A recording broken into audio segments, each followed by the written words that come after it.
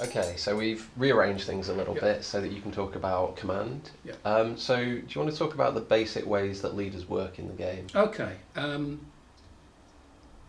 and control in this game is pretty limited. You have to be fairly close to a unit to be able to give it an order. In this case, the command range is 6 inches. Oops. And this way, the units clump together quite nicely. And we don't have, except in the case of perhaps an odd cavalry unit, we don't have units swanning off all over the table. They keep clumped together in what's called their ward, their division or battle, as it was called. The turn sequence works by drawing cards from a special deck, the play deck. And when a leader's card is drawn, that's his turn to activate the troops in his ward. The only exception to that is the C&C. He can give orders to troops in other wards, but he hasn't really got enough command orders to do that, so let's concentrate on this. So here we are, here we have Edward IV with his dog. He's called Con, by the way, and he's nicely within command range of these two units. We have a block of bill and bowmen there.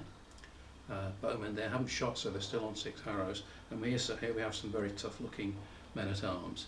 Elsewhere on this wing of the army we have a gun and we have some skirmishers dotted around. So let's draw the cards and see what comes up. Oh, there's a surprise, it's a Yorkist leader. Well, there you go.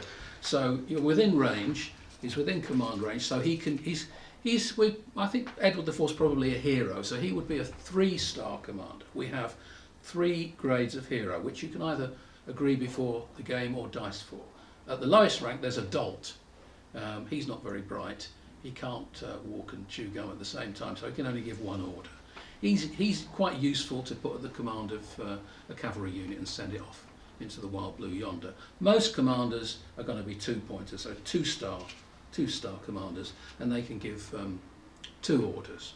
Now Edward's, he would be a hero, I think, so he would be a 3-star general. So, but in this case, all he has to do is, let's say he's over here, so he could use one of his orders to move himself within range, and then the second one he can order this block, because a block together counts as just 1 unit, even though it's 2 companies. And then the third one he could order the men-at-arms. So, for example, it could just be a simple move order, or if you gave the archers a shoot order, any unit that's given an order could then take 2 actions. So they could move twice, so they could move 6, plus 6 is 12. Or they could stand there and shoot twice, and if they did that, that would give them a great big handful of dice.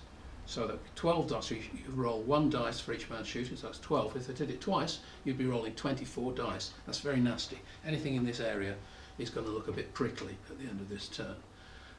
So that's those 2 units. Now the next card that comes up is, oh surprise, surprise, it's the Yorkish skirmishers and artillery.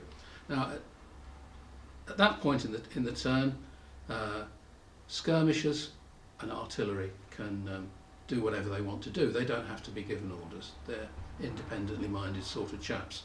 So the skirmishers can take their 2 actions. They might want to move up and shoot, or they might want to move a couple of times. The artillery can bang away at anything within range. One thing to point out here is that unless the leader is with a unit, the unit has to shoot at the nearest enemy. And that way you're not going to get units in different parts of the battlefield all being able to concentrate on 1 unit, which happens very often in war games. So it's also a useful way of making use of skirmishers, because you stick them in front of a unit, they have to shoot at you first, and because they're cheap and expendable, that's quite good. It also means that if they're in front of an archer unit, for example, the archers might waste a few rounds of their arrows getting rid of some pesky 6-point skirmishers. Don't say anything about cavalry at this stage, because it's very much the same. You have to be within command range to order them, or actually with them, which is, like I say, where it's quite useful to use a 1-point commander to do that. Otherwise he's going to disappear off out of command range very quickly. Cool. I mean, that sounds like most of the basics, so shall we get things set up and do some gaming? Okay, let's do some combat. Yeah.